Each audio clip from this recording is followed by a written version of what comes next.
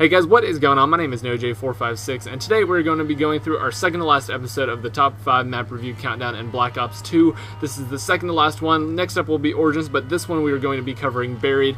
Again, the categories, you probably know these by now, but they are overall gameplay, special features, weapons, high round gameplay, map attractiveness, characters, Easter egg, and the overall impression. So first up we have overall gameplay, and before this even starts, before I even go into the gameplay, Buried was my absolute favorite Black Ops 2 map. I don't know what it was about it. It was the wonder weapon, it was the time bombs, it was just how many different things you can do, the special features of the map.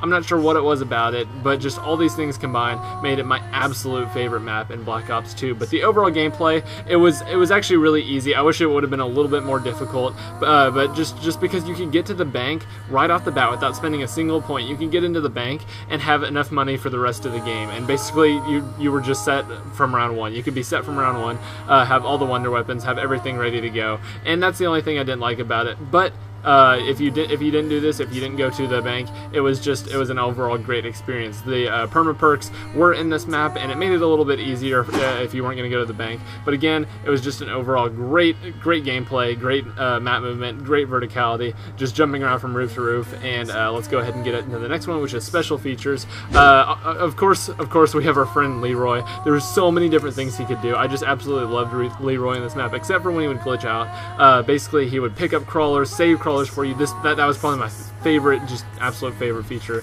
from Leroy, and just in zombies in general. Actually, the ability to save a crawler and be able to go take a bathroom break on like round 400 or whatever you're getting to. Just Leroy's different abilities, how you had to use him to aim him and then like shoot him at things and then just have him blow stuff up by running into it. The overall features were just amazing for this. The next step is weapons here.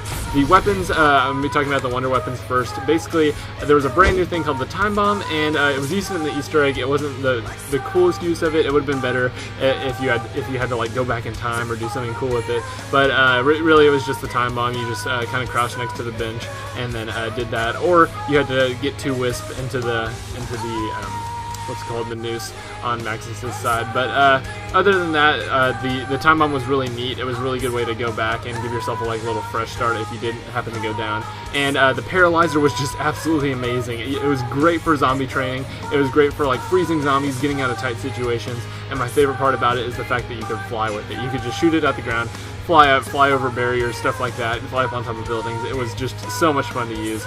And just in general, the rest of them, like the weapon draws, all the other special features like that, you could pick up the weapons and then draw them on where you wanted, so you can kind of have unlimited ammo wherever you wanted. And I really enjoyed that, but just weapons in general were pretty standard. Next up was high round gameplay.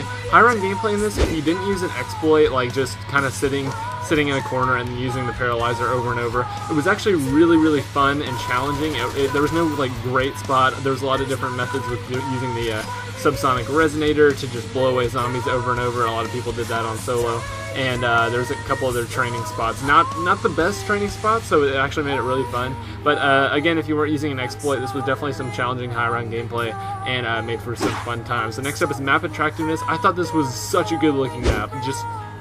It was underground. They managed to make it look so good, and just the underground mining town, it had a good feel to it. Like all the zombies were wearing like cowboy stuff. They were wearing the hats, the mining clothes, whatever it was, and it was just an amazing feel to it. I know that the roof was kind of dull. It wasn't as cool as Die Rise, where you could like look up and see meteors shooting across the sky. But just the overall map in general, I thought was great. So next up was characters.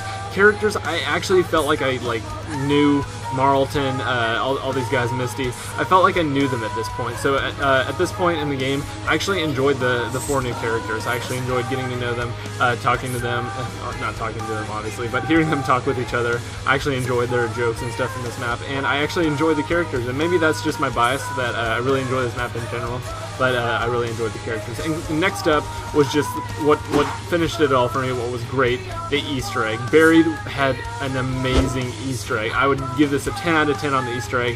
It had ciphers, it had fun steps with the time bomb, searching around, the step where you had to flip the switches in the ghost house, things like that, bring the bells in a certain order, use teamwork, communication. It was just an amazing Easter egg. I absolutely loved it, and probably it's going to be my favorite Easter egg of all time.